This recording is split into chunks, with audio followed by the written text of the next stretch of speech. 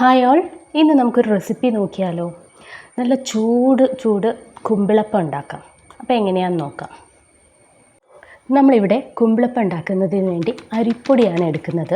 അപ്പോൾ ഒരു ഗ്ലാസ് അരിപ്പൊടിക്ക് ഒരു ഗ്ലാസ് വെള്ളം എന്ന രീതിയിൽ നമുക്ക് എന്ത് ചെയ്യാം, ഒന്ന് കുക്ക് ചെയ്തെടുക്കാം. ആദ്യം ഒരു പാത്രം അടുപ്പത്ത് വയ്ക്കുക.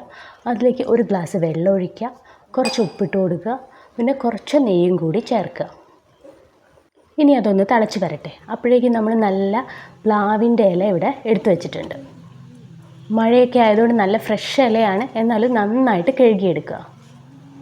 അപ്പോഴേക്കും നമ്മുടെ വെള്ളം ഇവിടെ ചൂടായിട്ട് തിളച്ചുകൊണ്ടിരിക്കുന്നു. അതിലേക്ക് നമ്മൾ മാറ്റി വെച്ചിരിക്കുന്ന അരിപ്പൊടി ഇട്ട് നന്നായി മിക്സ് ചെയ്ത് മൂടി വെച്ചിട്ട് മാറ്റി വയ്ക്കാം.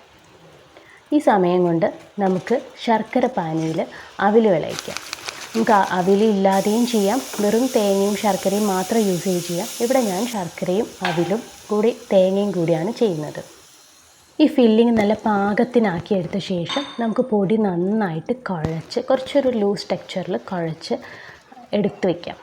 അതിനുശേഷം നമ്മളൊരു പ്ലാവില എടുത്ത് ഇതുപോലെ ഇങ്ങനെ കുമ്പിൾ കുത്തിയതിന് ശേഷം അതിൽ ആദ്യം മാവ് നന്നായി ഫില്ല് ചെയ്യുക. അതിനുശേഷം അതിലേക്ക് നമ്മുടെ ഫില്ലിങ്സ് ചേർക്കുക, കവർ ചെയ്തിട്ട് മാറ്റി വയ്ക്കാം. നമ്മുടെ കയ്യിലെല്ലാം ഇതുപോലെ ആക്കിയെടുക്കാം. അതിനുശേഷം ഒരു ആവിച്ചെമ്പിലേക്ക് വെള്ളം വെച്ച് തട്ട് വെച്ചതിന് ശേഷം ഇതെല്ലാം നമുക്ക് ആവി കയറ്റിയെടുക്കാം. ഒരു 10 മിനിറ്റ് ആകുമ്പോഴേക്കും നല്ല ചൂടുള്ള കുമ്പിളപ്പം കിട്ടും. നല്ലൊരു നൊസ്റ്റാൾജിക് ഫീലാണല്ലേ. കഴിച്ച് നോക്കൂ, ഈ മഴയത്ത് നല്ല അടിപൊളി ടേസ്റ്റാണ്. ഇങ്ങനെ ഇലയിൽ വേവിക്കുമ്പോൾ അതിനൊരു പ്രത്യേക ഒരു ടേസ്റ്റ് കിട്ടും.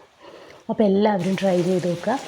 വീഡിയോ ഇഷ്ടപ്പെട്ടാൽ ലൈക്ക് ചെയ്യുക, ഷെയർ ചെയ്യുക, സബ്സ്ക്രൈബ് ചെയ്യുക. താങ്ക്